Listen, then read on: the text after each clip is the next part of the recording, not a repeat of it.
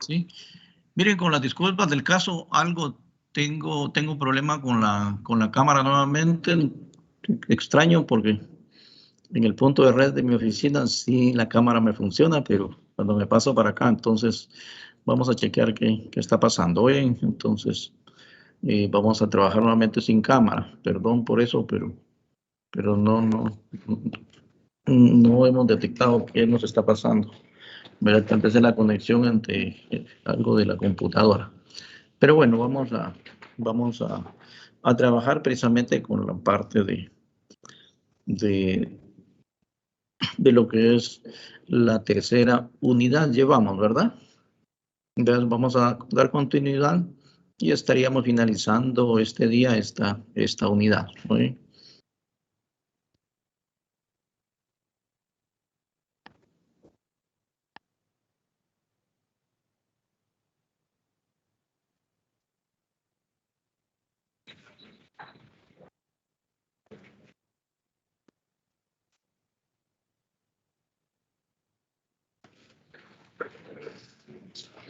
Bueno, alcanzamos a ver la presentación.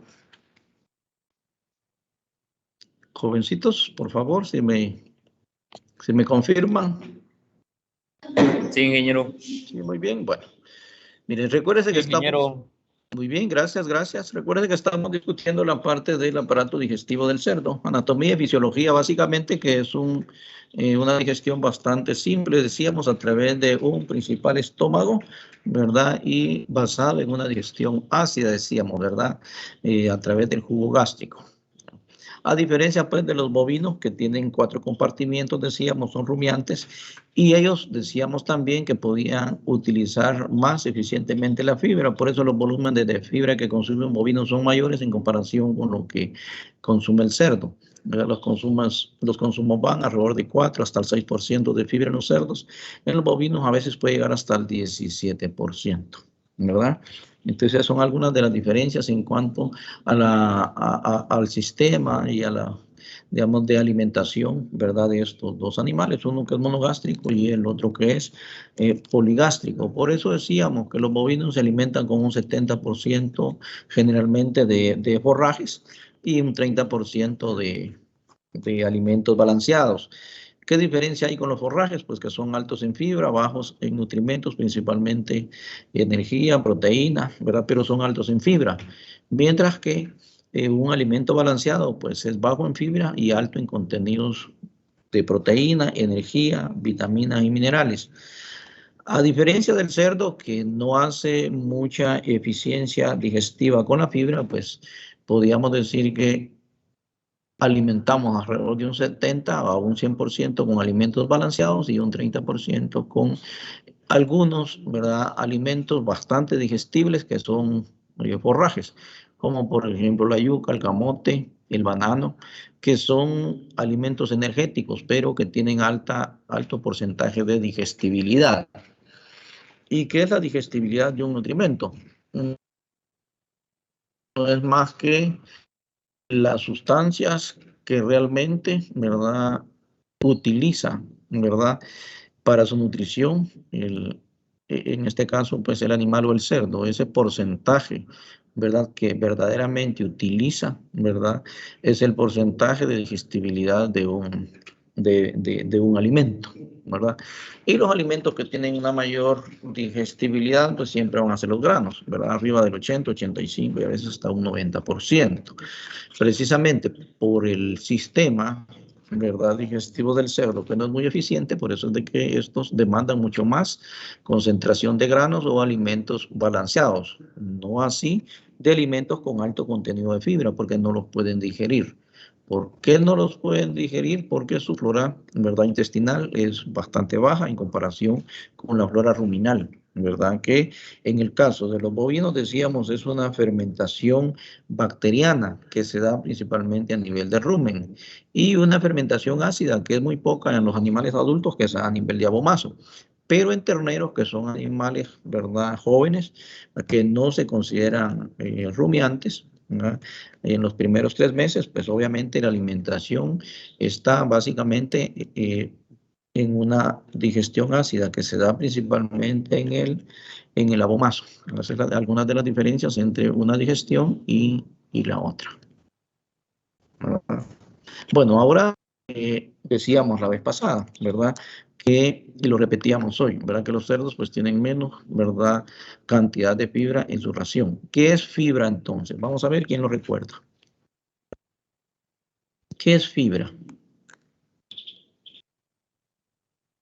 ¿Y por qué los cerdos deben de comer más cantidad de granos, más cantidad de alimentos balanceados? A ver, ¿quién nos comenta un poco de eso? ¿Sí? Fibra es la celulosa, hemicelulosa y lignina. Fibra es la celulosa, hemicelulosa y qué más.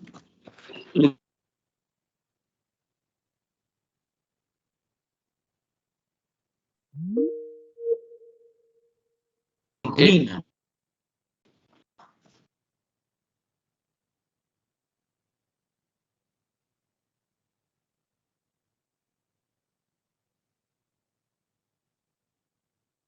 Muy bien, ese es el contenido. Mira, ¿cuál es el contenido más digestible entonces?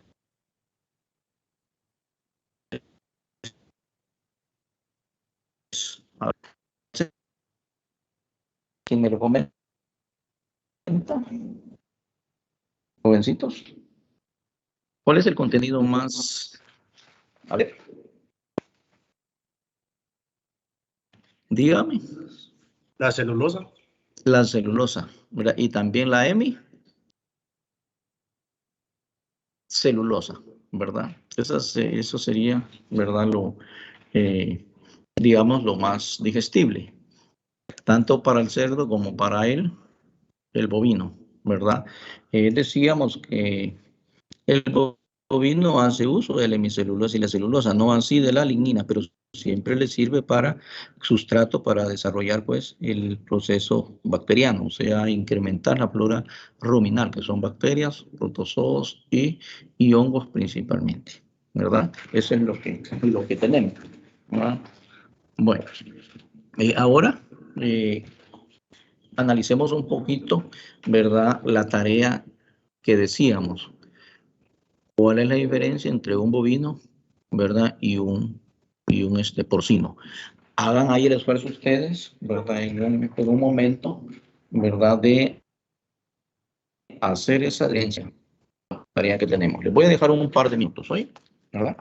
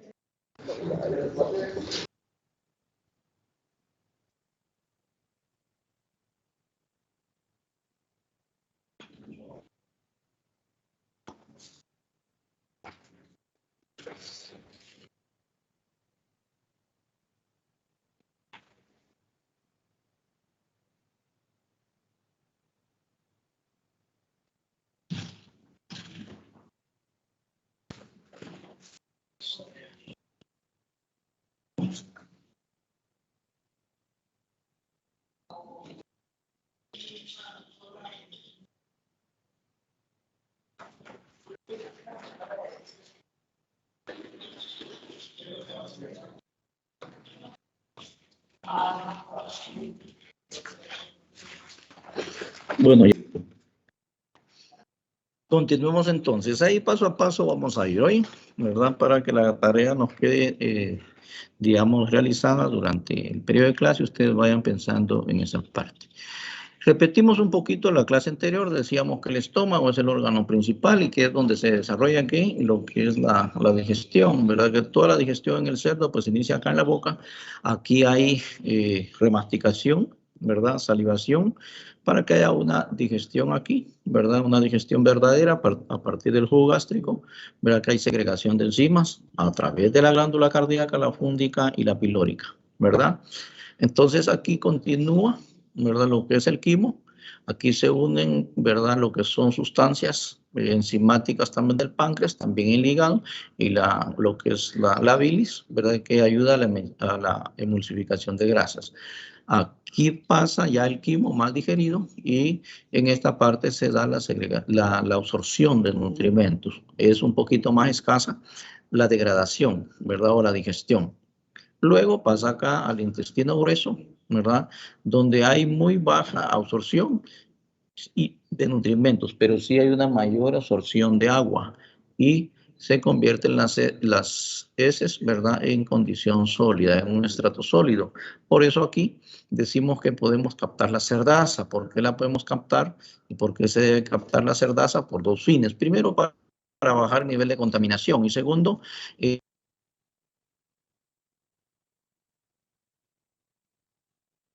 dijimos que el cerdo, aunque sea adulto, la capacidad que tiene nada más es de alrededor del 50%, si mucho el 60%, dependiendo del alimento que le estamos dando, de digerir.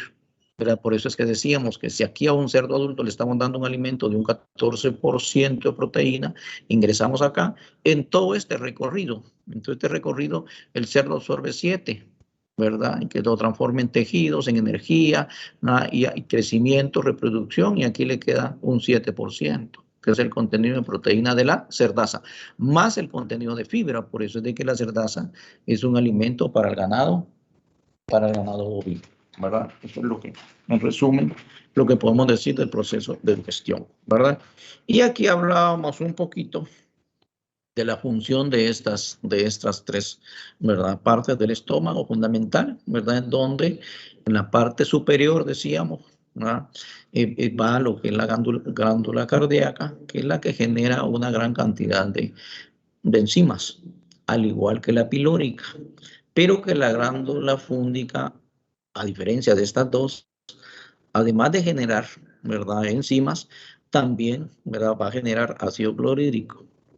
El ácido clorhídrico es importante porque no solo ayuda o va a reforzar la acción de las enzimas para que se dé una mejor digestión, sino que mantiene, digamos, aséptico, ¿verdad?, el estómago, ¿verdad?, no permitiendo el crecimiento de las bacterias que pueden iniciar el proceso de descomposición, ¿verdad?, de los alimentos dentro del estómago.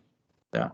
Por eso decíamos también que de una u otra manera pues ayuda porque favorece la hidrólisis, ¿verdad?, de algunos azúcares, ¿verdad? Por eso también recordábamos que es importante muchas veces la utilización, o se utiliza muchas veces el suero, que el contenido nutricional es del 98%, decíamos, ¿verdad? Pero que alrededor de 1%, ¿verdad?, tienen nutrimentos. ¿Qué nutrimentos tiene? Decíamos remanentes de proteína, ¿verdad?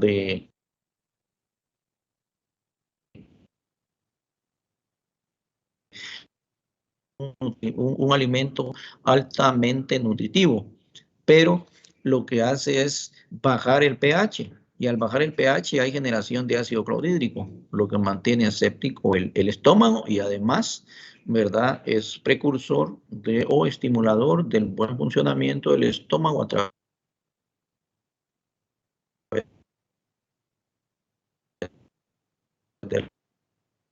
a los cerdos con suero. Esto regularmente suero láctico, ¿verdad? Suero lácteo. Esto regularmente se da en sistemas de producción extensivo y también semi-intensivo, ¿verdad? Eso es lo que tenemos. En la parte de sistemas intensivos, algunas veces se practican, pero en las etapas de finalización de alimentación, ¿verdad? Cuando digo etapas de finalización es cuando el cerdo ya está arriba de las 150 libras. ¿Verdad? Entonces, arriba de las 150 libras, pues obviamente, ¿verdad? Algunos, pues también, ¿verdad?, usan esos otros productos como subproductos, ¿verdad? Y luego, pues, ayudan en parte, ¿verdad? Obviamente, si utilizamos también el suero con los pequeños, que es donde más entonces da resultado. ¿Por qué? Porque fortalecemos ese sistema digestivo, ¿verdad? Da más resultado en los pequeños que en los grandes. Bueno, pasemos entonces, para darle seguimiento a la clase, ¿verdad?, a platicar un poquito del intestino delgado. ¿verdad? Esta es una parte, ¿verdad? Como fija del intestino, ¿verdad? Delgado, y es esta parte de acá que conecta con el páncreas y también con las otras glándulas, con el hígado y la parte de la vesícula biliar. Este permite entonces, ¿verdad? Segregación de algunas sustancias, principalmente enzimáticas, ¿verdad? Hacia lo que es el quimo, porque aquí ya va el alimento degradado llamado quimo. ¿Va? Entonces aquí se une la bilis, hay mayor emulsión de grasas y luego pasa al intestino, a la otra parte de lo que es el intestino, que sería, ¿verdad? El yeyuno ilium, que es donde hay mayor absorción, ¿verdad? En esta parte, mayor absorción y una baja, pues, degradación de alimentos o un bajo nivel de digestión. Ahí es donde hay más absorción. Por eso, si queremos resumir el proceso digestivo del cerdo, si se dan cuenta aquí, se da un mayor porcentaje de degradación, ¿verdad? Digamos, de los compuestos, ¿verdad? De los alimentos. Y aquí es donde se da el mayor porcentaje de absorción en esta parte, ¿verdad? Entonces, es la parte que tiene más longitud, ¿verdad? Del aparato digestivo, con una capacidad que promedio alrededor de 9 litros ¿verdad? En cerdos adultos, arriba de los 150, 100 libras, ¿verdad? Entonces, ¿de qué está compuesto realmente el quimo que llega aquí al intestino?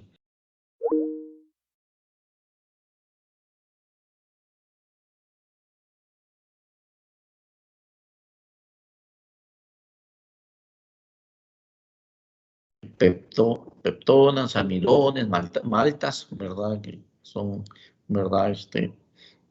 O maltosas, ¿verdad? Que son disacáridos, ¿verdad? Que están compuestos de 2 glucosas.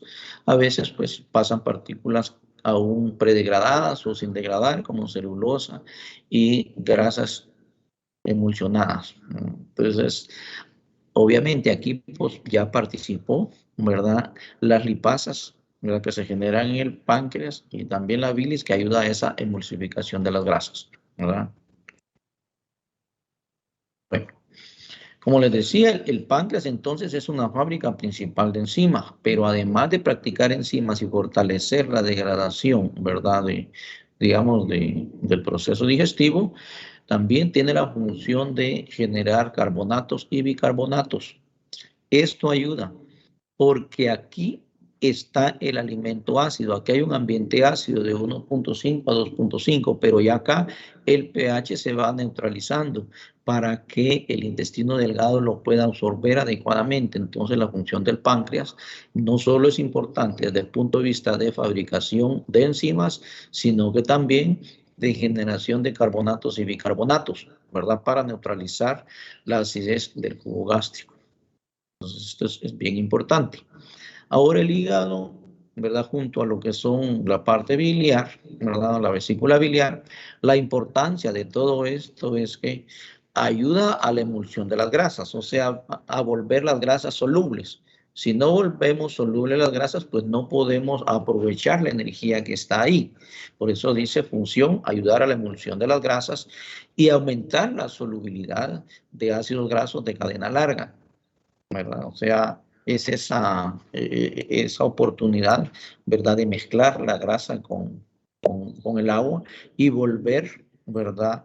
Las cadenas digamos, o las moléculas de grasa, dividirlas. ¿En qué las va a dividir lo que es el aparato digestivo? En todo este caminar, ¿verdad? De digestión. Pues obviamente, ¿de qué está formada una grasa? Vamos a ver cuáles son los componentes de una grasa. Dígame, por favor. Esto lo aprendimos en biología. Vamos a ver. ¿Cuáles son los componentes de una grasa? ¿De qué están compuestas las grasas? Chicos, ¿se recuerdan? De lípidos. Así, las grasas son lípidos, ¿va? Pero ¿de qué están compuestos? ¿De ésteres? ¿Perdón? ¿Mezcla de ésteres? De ésteres, pues, tiene alguna porción, ¿verdad? Pero las 2, 3 o 4 moléculas principales que forman una grasa, porque hay grasas monosacáridos, hay disacáridos, hay monoglicéridos, diglicéridos y triglicéridos, ¿verdad? Monoglicéridos, diglicéridos y triglicéridos. Los monosacáridos son carbohidratos, ¿verdad? Pero estas son grasas. Entonces las grasas se pueden dividir en monoglicéridos, diglicéridos y triglicéridos, ¿verdad? Si hablamos de triglicéridos, ¿cuáles son esos 4 componentes de esa grasa? A ver quién lo recuerda. Todas las grasas están formadas de un glicerol más ácidos grasos. Si es monoglicérido, pues sería un glicerol más, ¿verdad? Un ácido graso. Si es diglicérido, un glicerol con 2 ácidos grasos. Y si es triglicérido, que son las cadenas más largas, ¿verdad? Y las grasas más saturadas, las que menos se pueden digerir, ¿verdad? Serían 3 ácidos grasos y un glicerol. Por eso es que para digamos, emulsificar las grasas, ¿verdad? Es necesario la parte de la intervención del hígado, de la bilis, ¿verdad? Y de realizar una hidrólisis. Por lo tanto, si estamos hidrolizando un triglicérido, estaríamos ocupando que 3 moléculas de agua, ¿verdad? Y obviamente lo que es la acción de enzimas lipasa en cada uno de los enlaces, ¿verdad? O puentes de hidrógeno que se forman que cuando se une cada ácido graso a lo que es, ¿verdad? El glicerol, ¿verdad? Porque el glicerol está unido, en este caso, a 3 ácidos grasos. ¿Verdad? Son las grasas pues, de mayor cadena larga. Entonces, obviamente, a través de qué se degradan esas grasas, pues a través de una hidrólisis, ¿verdad? Una molécula de agua por cada ácido graso en cada glicerol, ¿verdad? Y obviamente la acción de una enzima. Eso es lo que. Y luego, pues, se dividen en qué? En ácidos grasos, los que son mucho más fáciles de degradar y convertirlos en energía. Ese es el principio. Eso lo vieron ustedes en la parte de biología, ¿verdad? Lo que se tiene. Pasemos entonces, ¿verdad? A lo que es el intestino grueso, ¿verdad? Es menos, digamos, largo, ¿verdad? De menos dimensión que el intestino delgado. No hay mucha absorción de nutrimentos, es bastante escasa, ¿verdad? Ni tampoco hay mucha degradación de nutrimentos. Lo que sí hay es absorción de agua para que todo ese remanente de desecho vaya sólido y salga sólido acá. Y se convierte en este caso, al pasarlo a un separador de sólidos, en lo que hemos llamado ¿qué? Cerdaza. Y va a alimentar a ganado bovino, ¿verdad?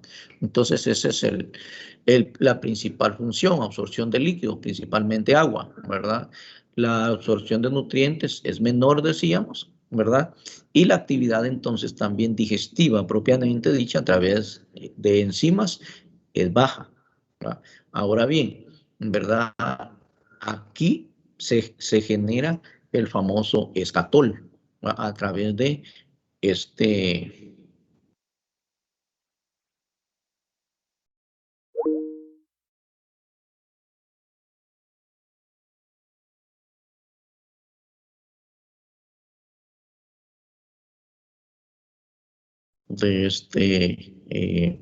aminoácido.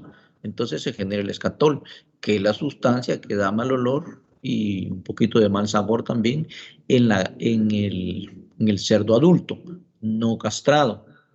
Por eso es que castramos los cerdos de 9 a 14 días para evitar pues el mal olor.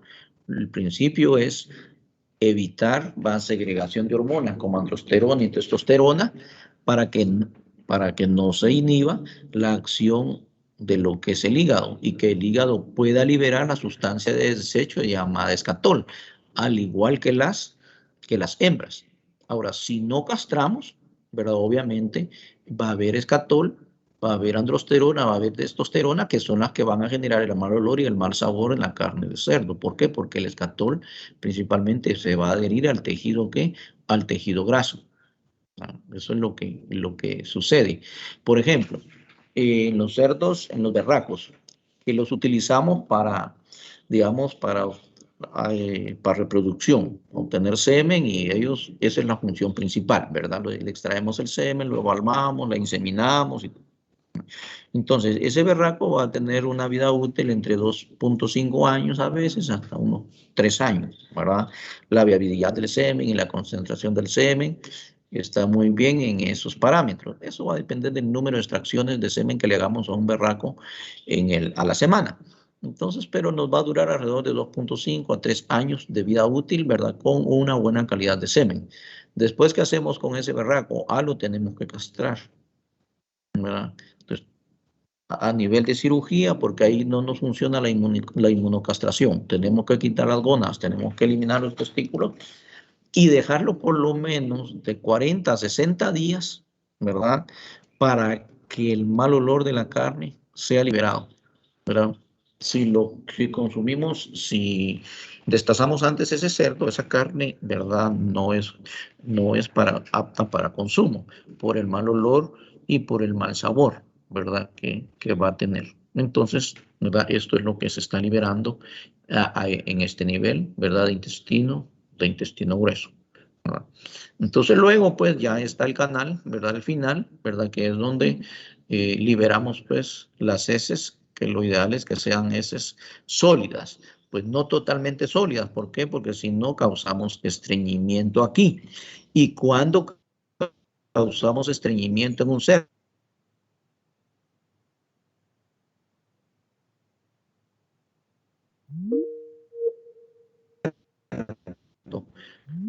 fibra era importante para desarrollar y mejorar lo que es el proceso digestivo de los cerdos. ¿Alguna duda que lleven hasta el momento? Vamos a ver. ¿Alguna inquietud? Chicos, ¿alguna inquietud? Ingeniero, duda. Sí, diga. Con respecto a la inmunocastración, a los 3 años o 3.5 años, dijo, ya no es efectiva, ¿verdad? Bueno, la inmunocastración ya no es efectiva a partir de las 16 semanas, ¿verdad? Es la última. Se recomienda alrededor de las 16 semanas. Les voy a explicar por qué. La inmunocastración lo que hace es, a través de proteínas sintéticas, ¿verdad? Que se han alterado, ¿verdad? Radicales de hormonas, androsterona y testosterona. Entonces, al alterar radicales de esas hormonas, se generan productos sintéticos. Ese producto sintético lo que hace es, uno lo aplica aquí a nivel de la tabla del cuello, como que si estuviéramos aplicando un hierro, ¿verdad? En un lechón, ¿verdad? Pero este se puede aplicar a partir de la 8ª semana y se repite esa dosis 4 semanas después. Si lo aplico a las 12 semanas, tendría que aplicar la segunda dosis a las 16 semanas. Si mucho, a las 17 semanas. Después de las 17 semanas no se recomienda. Entonces, ¿por qué? Porque el cerdo se va a sacrificar a las 22 semanas. Entonces, hay un periodo, ¿verdad? O pocos días, ¿verdad? Para liberación de ese producto remanente que puede quedarse ahí en el cerdo, ¿verdad? Que es una hormona. Realmente son radicales, ¿verdad? Modificados de androsterona y testosterona. ¿Y qué hacen esos productos? Obviamente, cuando se inyectan acá, ¿verdad? Estamos ingresando esa hormona. Entonces, el cerdo, ¿verdad? Lo que hace es accionar su sistema inmunológico y accionar contra ese producto que pusimos, que son 2 ml. Cuando ponemos ese producto, entonces hacemos reaccionar el sistema inmunológico del cerdo. Y el cerdo lo que hace es generar anticuerpos hacia esa hormona. Entonces, hacia el producto que ingresamos. Pero eleva los anticuerpos y también actúa sobre la androsterona y testosterona natural que está produciendo el cerdo. Por lo tanto, atrofia las gónadas, ¿verdad? Por eso hay que tener cuidado con la inmunocastración. ¿verdad? No pasarse de las 16 semanas, ¿verdad? O si muchos 17. ¿Por qué? Porque tiene que tener un tiempo, ¿verdad? Para liberar ese remanente hormonal que estamos inyectando ahí para bajar el nivel de aldosterona y testosterona, ¿verdad? Entonces, por eso es de que trabajamos de esa manera la inmunocastración. ¿Qué pasa si yo aplico en la semana 20 la segunda dosis y voy a sacrificar el cerdo a la semana 22? En 15 días tiene que pasar por lo menos un mes para liberar los residuos hormonales que inyecté. Si solo dejo pasar 15 días, entonces en la carne estaría dejando ese remanente. ¿Y qué pasaría si se lo come un alumno de la ENCA? Vamos a ver.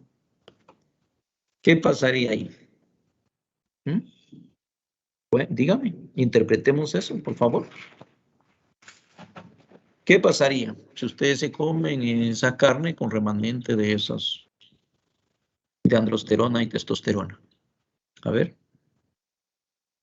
analicen esa parte. Ese es el mismo principio de vacunación o bien la inmunidad. Lo que estamos haciendo ahorita con el COVID, ¿verdad? A diferencia de que este no es un organismo que estamos ingresando, no es un virus, no es una bacteria, no es un hongo. Este es una proteína modificada, ¿verdad? Para realizar pues la inmunocastración, ¿sí?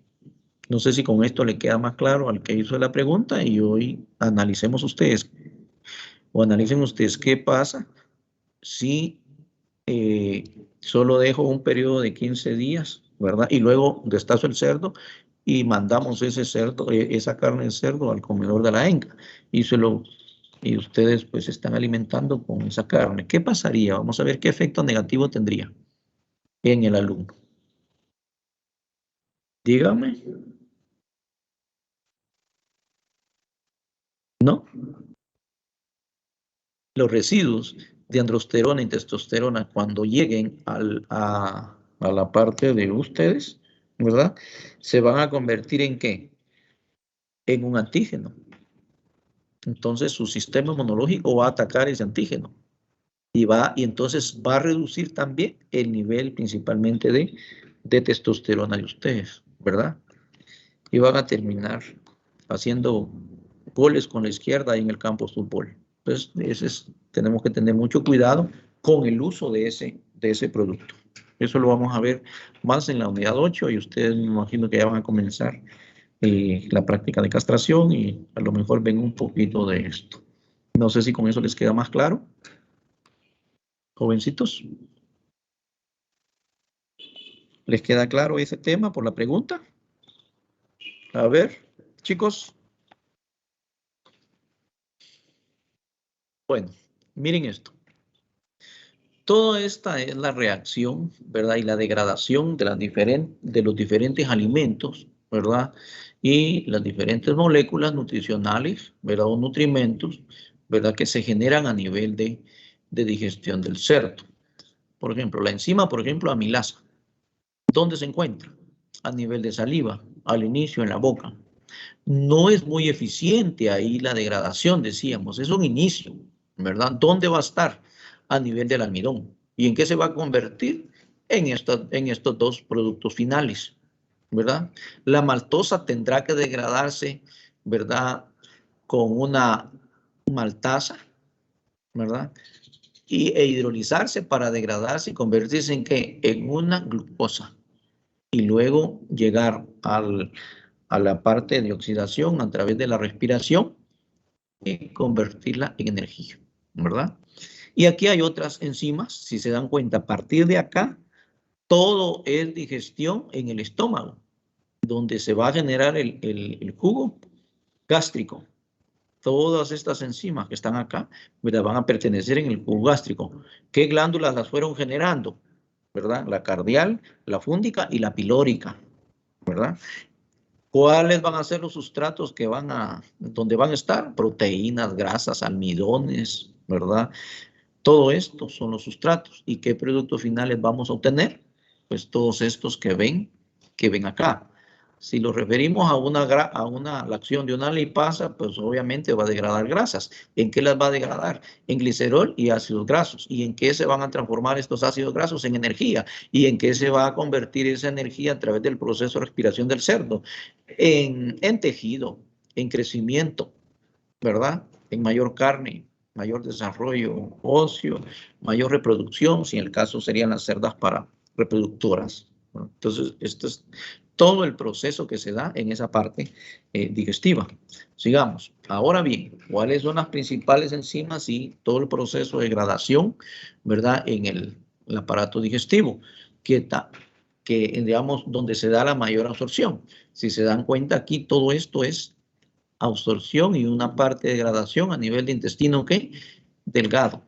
¿Verdad? O sea, aquí estamos hablando de que el quimo aún se está ¿qué? Degradando para que estén más disponibles los nutrimentos dentro de lo que es el intestino delgado, que es donde se da la mayor absorción, ¿verdad? Y obviamente, pues, estas enzimas que están en el intestino delgado convierten un sustrato como péptidos, ¿verdad? O cadenas de proteínas, lo van a convertir en aminoácidos, ¿verdad? Por ejemplo, lo que les decía, la maltasa, ¿verdad? En el intestino delgado va a hidrolizar con el agua lo que es la maltosa, ¿verdad? Y la convierte muchas veces, ¿verdad? En glucosa más glucosa. Pero todo lo que es el suero lácteo, ¿verdad? Que tiene lactasa, por ejemplo, pero si lo estuviéramos dando, ¿verdad? Entonces, el sustrato sería no lactasa, sino que sería lactosa, ¿verdad? Entonces, la lactosa pues es hidrolizada y por el efecto de la lactasa se convierte en ¿qué? En glucosa más galactosa. Ya como cadena simple, ya entra la parte del proceso de respiración y ya se convierte en energía disponible en ácidos grasos y esos ácidos grasos entran al torrente sanguíneo y se convierten en ¿qué? En tejido, en músculo, ¿verdad? Entonces, eso es lo que se da en esta parte. ¿Alguna duda que tengan con esto, por favor? ¿Dudas que tengan? A ver, ¿alguna duda? Ingeniero, cuando, Sí, cuando la melaza hace la hidrólisis, ¿dónde es que se hace? perdón. Diga. La saliva tiene amilasa. Ajá. Entonces, usted dijo que en la boca pues no es donde se desintegra más el almidón. ¿Dónde es donde se disuelve más? Se disuelve más en el estómago, ¿verdad? A través de digamos, de la segregación de enzimas y también en el conducto del duodeno, porque ahí ya entra lo que son las amilasas que provienen también del páncreas, ¿verdad? Entonces ahí hay una mayor digestión, ¿verdad? Entonces, tanto en el estómago como en el intestino delgado, hay una mayor digestión de lo que son los almidones. Se convierten primero en maltosas, después se convierten en glucosas y luego entran al torrente sanguíneo, ¿verdad? Entonces, para convertirse pues en tejido, ¿verdad? Y hay crecimiento, ¿verdad? De lo que es el cerdo. ¿Algo más? No sé si ahí ya te queda un poquito más claro. Sí, muchas gracias. Sí, sí. Miremos. Pues. Vamos, bueno, ahora ya vamos, como ya tenemos el principio, ¿verdad? Químico y bioquímico de esta parte, hoy vayámoslo a la aplicación. Vamos a ver un video, ¿verdad? Sobre las diferentes etapas de alimentación del cerdo y por qué es que el cerdo tiene, ¿verdad? Diferentes raciones, según la edad, según el tamaño y según sus requerimientos. Obviamente, en cerdos más pequeños los requerimientos van a ser más grandes, van a ser mayores, van a ser más altos, ¿verdad?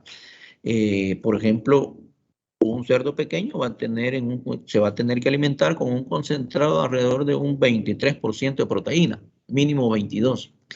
Pero un cerdo adulto, el contenido de su alimento va a tener alrededor de un 14% de proteína, ¿verdad? Eso es lo que tenemos, ¿verdad?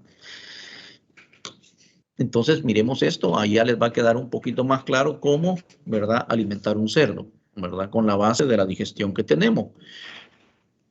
Y todos sabemos entonces hoy que la eficiencia digestiva del cerdo no pasa de un 50 a un 60%, ¿verdad? Y por eso es de que tenemos el remanente de alimento que llamamos cerdaza, que se puede utilizar en él con el ganado bovino. Vamos a...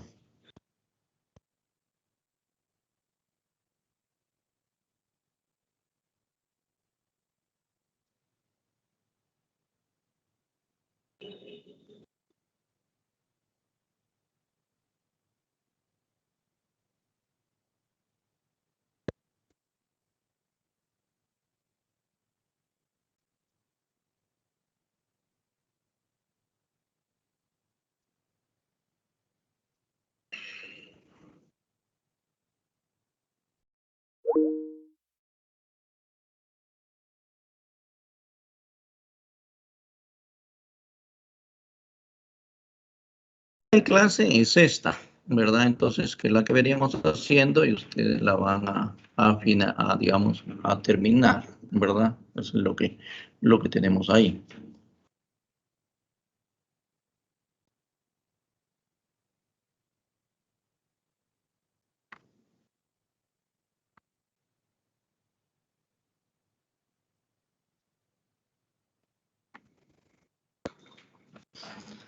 Vamos a ver si encontramos el video que les tenían preparado.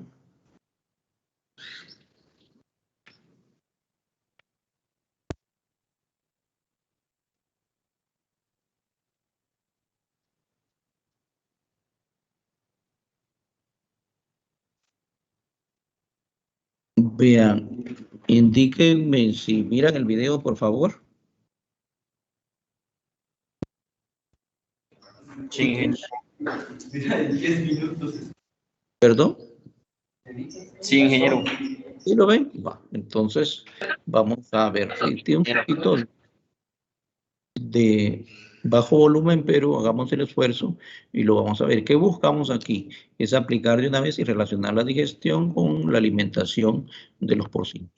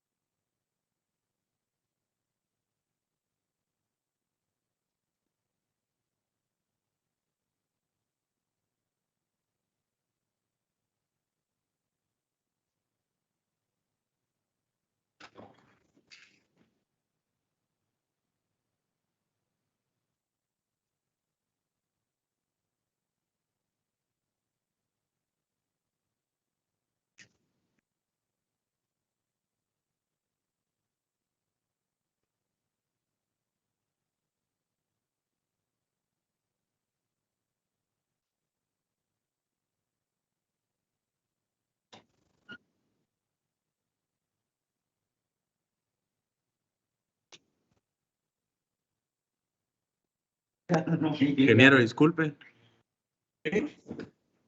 Nosotros no escuchamos el video, ¿no lo escuchan? Vamos a ver, es que sí hay, el video realmente tiene un poquito de, digamos, de volumen. Es el máximo que le podemos dar. No sé si otros también tienen problema con escuchar el video.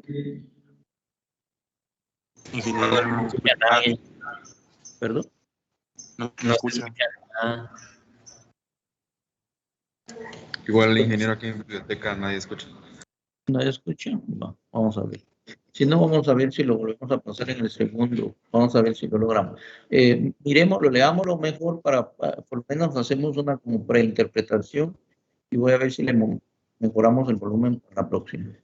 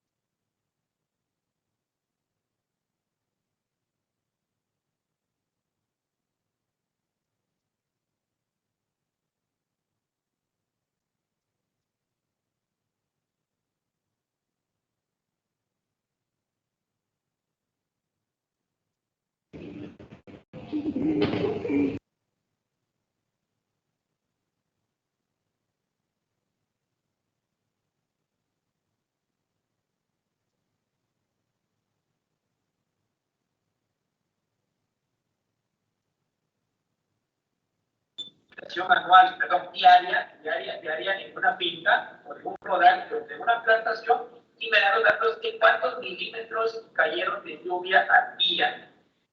¿Sí? Estamos hablando de los pluviómetros. Con eso nosotros podemos medir la presión. Por favor, si están viendo otro video, por favor.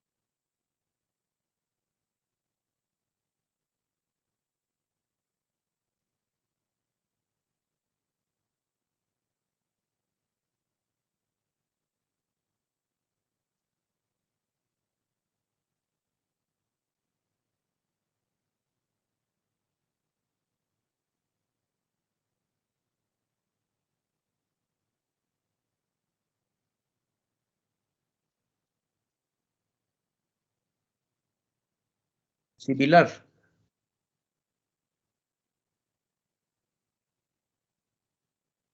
Los pequeños, ¿verdad? Van a tener mayores o van a requerir mayores nutrimentos en el alimento, porque obviamente para llenar sus requerimientos, ¿verdad? Ellos no van a consumir grandes volúmenes. Por lo tanto, lo que tenemos que usar es alimentos con alto contenido principalmente de proteína y energía, ¿verdad? Entonces andamos alrededor del 22-23% en las etapas iniciales, por eso mencionaba ahí los famosos preiniciadores.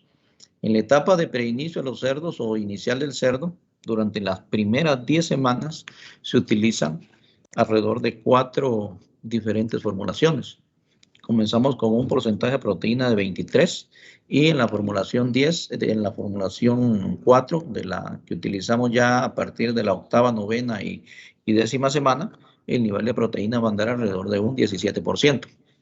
De 11 semanas a 16 o a 17 semanas de edad del cerdo, dependiendo la concentración de proteína del alimento, podemos usar alrededor del 16%. Y de 16 semanas o bien de 17, ¿verdad? A 22 semanas, vamos a utilizar alrededor de 14% de contenido de proteína en el alimento. Si se dan cuenta, ahí explicamos ya 6 diferentes etapas de alimentación, ¿verdad?